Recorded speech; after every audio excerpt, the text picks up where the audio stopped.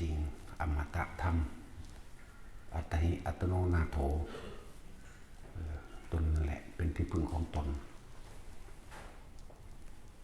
เหมือนกันกับประเทศไทยเฮาสมัยอยู่ดีกินดีแต่พระท่านได้มีสงครามบุคคลผู้นั้นผู้นี้ต่างประเทศเข้ามาเหมือนจะเป็นมิตรแต่บ่แม่นมาเพื่อหาผลประโยชน์เท่านั้นแต่ว่าเมื่อเวลาเกิดภัยสงครามขึ้นมาหนีเบิดบ่มีผู้ใดยืนมือเข้ามาซอยฉะนั้นไทยก็ต้องสู้ด้วยลำพังประเทศไทยเอาเองนั่นแหละจึงบอกว่าอมตะธรรมก็คือตนเป็นที่พึ่งของตนประเทศไทยเฮาสิสู้ได้ชนะได้โดยความสามัคคีในไทยของกันเองเวลาบ้านเมืองเดือดร้อนให้เบิ่งตอนนี้เบิ่งตอนเวลาบ้านเมืองเดือดร้อนมีภัยมีศึกสงครามคนเฮามันสิแสดงความเป็นตัวตนแท้ๆออกมาว่าแต่ของว่าคนผู้นั้นสิเป็นคนมีน้ำใจบ่เป็นคนมีหรือเป็นคนเห็นแก่ตัวนะก็มันสิแสดงออกมาให้พวกเฮาเห็นตอนนี้แหละตอนที่มีศึกมีภัยมีสงครามมีการลุกลามจากนอกประเทศอริราชศัตรูถ้าไทยไม่ช่วยไทยแล้วเราใครจะช่วยเราคือคำว่าชาตินี่หมายถึงเลือดเนื้อสีแดงธงชาติเฮาสีแดงมันว่าเป็นสีประดับงามเด้คำว่าชาติหุ้มห่อไว้เพราะว่าการเสียสละของบรรพบุรุษทหารหารทุกคนที่มีมาแล้วคือทุกคนเกี่ยวคนยากคนจนหมู่นี้แหละสละลังเดือดออกมาทาบท่าแผ่นดินฉาบท่าแผ่นดินไว้ปกป้องแผ่นดินไว้เลยชาติเพราะอาศัยความสมัครสมานสามัคคีของคนในชาติจึงเกิดกลายเป็นว่าชาติหมายถึงทหารและประชาชนทุกหมู่เหล่านั่นแหละแต่ว่ามันสิแบ่งแยกออกมาว่าผู้ใดเห็นแก่ตัวผู้ใดลบลู่ดูหมิ่นบรรพบุรุษผู้ใดบ่ซอยประเทศชาติอันนั้นแหละมันสิแสดงความจริงของบุคคลผู้นั้นออกมาว่าเป็นคนที่เห็นแก่ตัวที่สุดคือพวกไม่ช่วยเหลือประเทศตัวเองแต่จริงก็คือบ่แม่นประเทศมันนั่นเองแต่มันมาอาศัยอยู่ในประเทศซื่อๆนั่นแหละเวลาเกิดภัยศึกสงครามเห็นบ่นี่ก็แสดงเห็นว่าพวกเฮาคำว่าชาติคำว่าศาสนาเป็นเครื่องยึดเหนี่ยวจิตใจเป็นศูนย์ร่วมแห่งความสมัครสมานสามัคคีพุทธศาสนาซึ่งเป็นศาสนาที่มีเมตตามีกรุณามีมุทิตารวมอยู่ในภายใต้จิตใจเป็นจิตใต้สำนึกของทุกๆคนที่ฮู้แล้วไทยกับพุทธกับไทยคือสิ่งเดียวกันไทยแปลว่าอิสระพุทธก็แปลว่าผู้รู้ต้องอิสระไทยพุทธไทยมาจากที่เดียวกันนั่นแหละจะได้เห็นนิสัยอุปนิสัยหรือสันดานของคน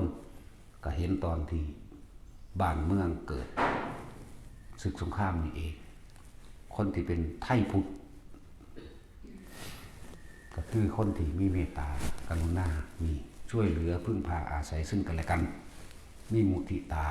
บ่อิจฉาริษยามีที่ว่างของจิตพร้อมคืออุเบกขาไปนำอันนี้ควรอันนี้ไม่ควร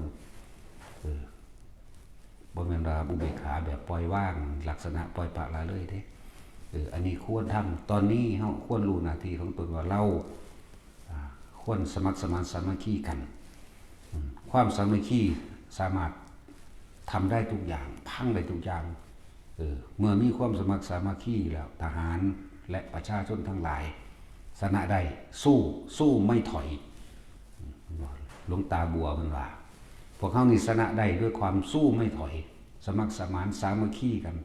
ก็บ่แม่นว่าสิออกหน้าไปรบด้วยกันทั้งหมดทหารเขาฝึกฝนอาวุธของเขาดีแล้วเขาก็ออกมีหน้าที่ไปรบประชาชนก็มีหน้าที่ส่งเสริมกำลังมันมีมาตรการในแล้วแหละประชาชนเป็นผู้ปลูกเขาเป็นผู้หาอาหารเลี้ยงสัตว์อย่างต่างๆเวลา มันเกิดความหิวความอดอยากประชาชนทั้งหลายเหล่านี้ส่งเสริมกำลังด้วยอาหารยารักษาโรคเครื่องนุ่งตลอดทั้งเครื่องอำนวยความสะดวกต่างๆนี่แหละเขาจะเห็นความสมัครสมานสามัคคีก็เห็นตอนนี้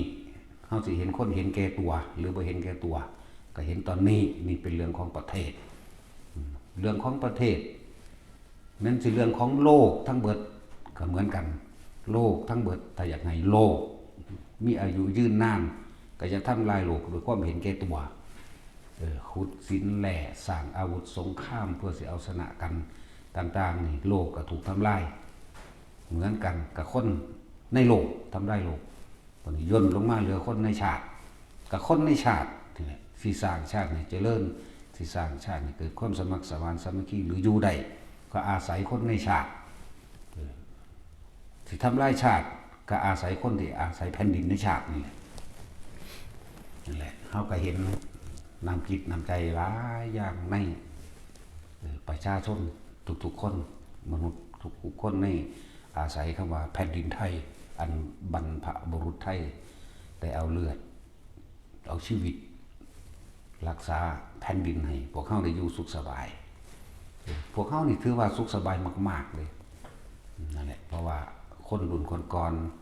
พวกเขาจะสร้างแผ่นดินไว้ให้พวกเขาได้อยู่สุขสบายกันมียังไงสั่งพวกเขาพ่อมีอาหารยารักษาโรคด้วยเครื่องอำนวยความสะดวกออกมาคือค่อยๆบริจาคกันออกมาเข้าไปโดยลำพังตัวเขาเองบ่ได้จังสิมองได้เพิ่นที่มีทำหน้าที่ส่งต่อคือหลวงพ่อนี่ก็ส่งต่อบัวไผ่สิบริจาคยังมาเก็บไว้ก็เอาไว้ใส่เวลามีไผ่ตัวเวลาอดอยากเวลามีไผ่นี่แหละเป็นศูนย์ร่วมน้ำใจอย่างหนึ่งคือว่าพุทธศาสนาเป็นศูนย์ร่วมจิตใจหลายๆอย่างในการให้ทางออกของชีวิตให้ทางออกให้ความรู้พระมหากษัตริย์ก็เป็นศูนย์ร่วมจิตใจไปในทางมูเราทัพทั้งหลายยิ่งพระมหากษัตริย์เป็นทัศพิษราชธรรมอีกนั่นแหละจังว่าคำว่าชาติคำว่าศาสนาคำว่าพระมหากษัตริย์เนี่ยร่วมกันแล้วเป็นหนึ่งพวกเข้าชนะได้เพราะสู้ไม่ถอยคำว่าสู้ไม่ถอยนี่ต้องประกอบด้วยความสมัครสมานสามัคคีของบุคคลในชาติเพื่อแสดงความเห็นแก่ตัวออกมาเป็นอคติออกมาเห็นแก่ตัวออกมาอันนั้นแหละมันบ่แม่นคนที่มีจิตใต้สำนึกเป็นพุทธะกับไทยคือสิ่งเดียวกันไทยแปลว่าอิสระพุทธะก็ต้องรู้โดยอิสระเหมือนกันอะไรกันว่าพวกเขาก็เห็นคนในชาติแต่ละคนสมัครสมานสามัคคี99%อยู่เหลือ%เดียวที่บ่แม่นไทยที่ค่อยด้อยค่าคนทุกคนยากที่ค่อยด้อยค่าหมู่ทหารที่ค่อยด้อยค่าต่างๆเวลานี้มันบ่แม่นเวลาสิทะเลาะกันบ่แม่นเวลาสิมาแสดงว่าความเยือกยิงมานะทิฐิใส่กันบ่แม่นเวลาสิมาเอาชนะกันเพียงความเห็นสร้างแผ่นดินไว้ให้มันสงบซะก่อนจังสู้กันไหมนั่นแหละจังแสดงอวดอ้างว่าเจ้าของเก่งกว่าคนละอย่างกันเด้อที่มาอวดเก่งอวดดียังกันย่ำนี่ซอยกันสู่ซะก่อนตัวสู่อ้อมหัวดีแล้วจังมาตีกันอยู่ในหัวมันบ่เป็นหยังเด้ตีกันอยู่ในหัวในรั้วของชาตินี่ประเทศชาติอยู่ดีปกติสุขแล้วเอ้าอวดเก่งใส่กันบัดนี้เป็นจังซั่นอวดเก่งใส่กันอวดเห็นแก่ตัวใส่กันมันสิอวดใส่มันสิรวยปานใดมันสิเก่งปานใดสุดท้ายก็ตายเสมอกันแทนที่สละความเห็นแก่ตัวสละตัวเองเพื่อปกป้องประเทศของอยู่นั่นแหละถึงแม้ใจจะบ่เป็นไทยลดลงพวกบ่ดีเลยคำว่าอัตหิอัตโนนาโถจึงเป็นอมตะธรรมแม้พระศาสดาทุกพระองค์เกิดมากครับบนนี้ผลคำนี้แสดงธรรมเหมือนกันนี่เรื่องของประเทศชาติพวกเขาสิรอดได้ด้วยความสมัครสมานสามัคคีที่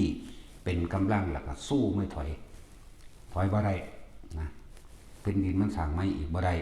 ต้องรักษาเอาไว้แหละ นี่คือเรื่องของโลกเรื่องของประเทศเรื่องของธรรมก็เหมือนกันได้บัดนี่บ่ต่างกันเด้คนในโลกนี้เบิดทุกประเทศทุกคนทำลายโลกจึงอายุสั้น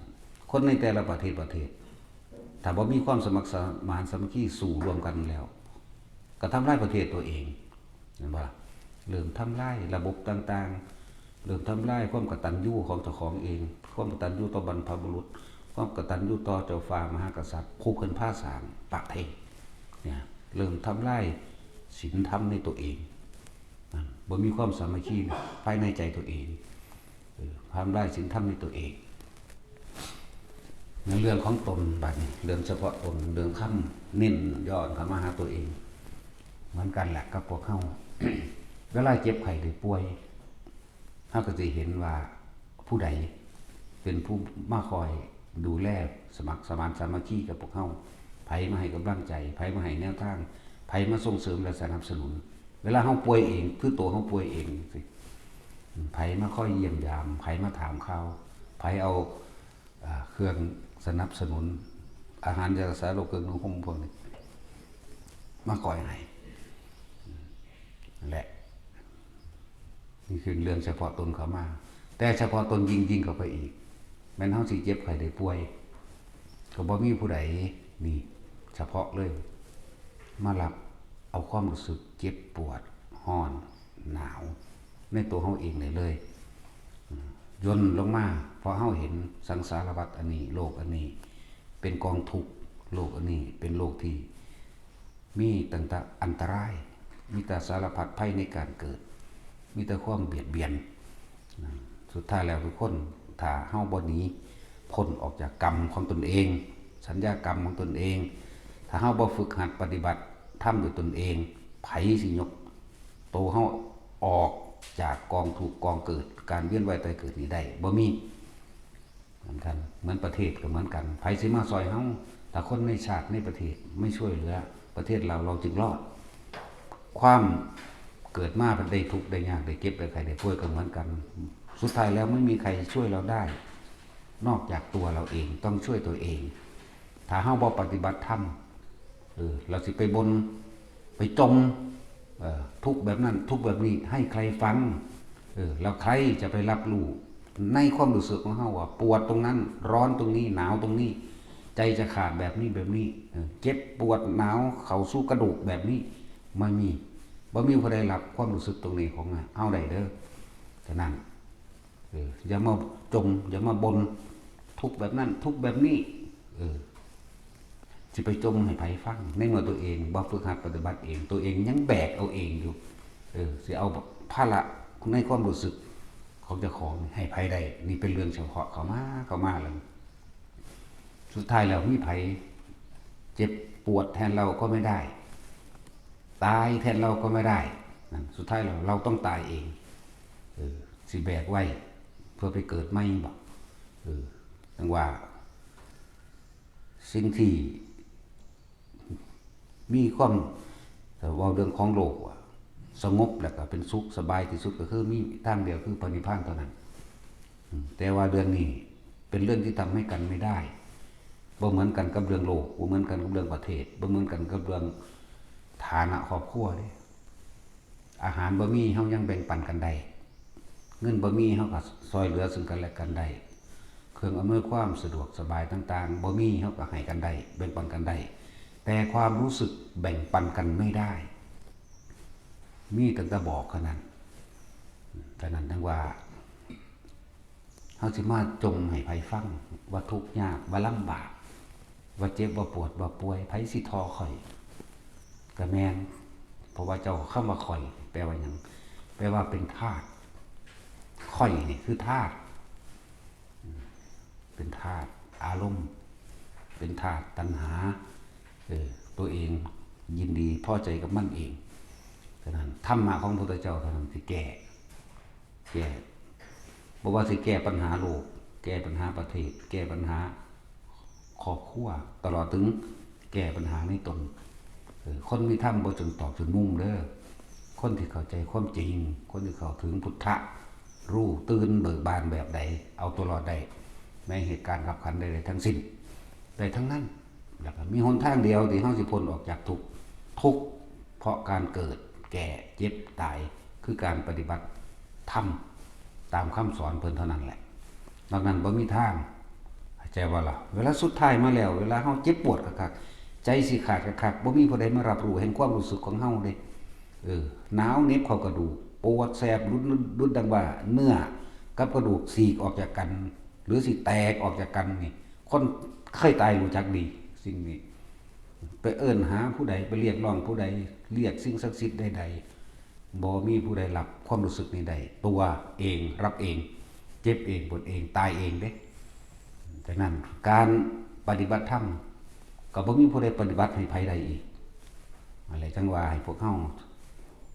ปฏิบัติตามที่เพิ่นสอนพระศาสดาของพวกเฮาก็คือว่าอัคคาตาโรตถาคโตแม้เรา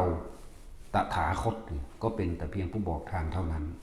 ส่วนการเดินทางลงมือกระทำพวกเธอทั้งหลายจงกระทำด้วยตัวของตัวเองเถิดนี่เขาว่าอัตหิอัตโนนาโตจึงเป็นอมตะธรรมสุดท้ายแล้วบ่มีผู้ใดตายแทนเฮาเจ็บปวดแทนเฮาเด้อถ้าอยากจะพ้นก็ต้องเอาตนนั่นแหละออกมาฝึกหัดปฏิบัตินั่นล่ะพอ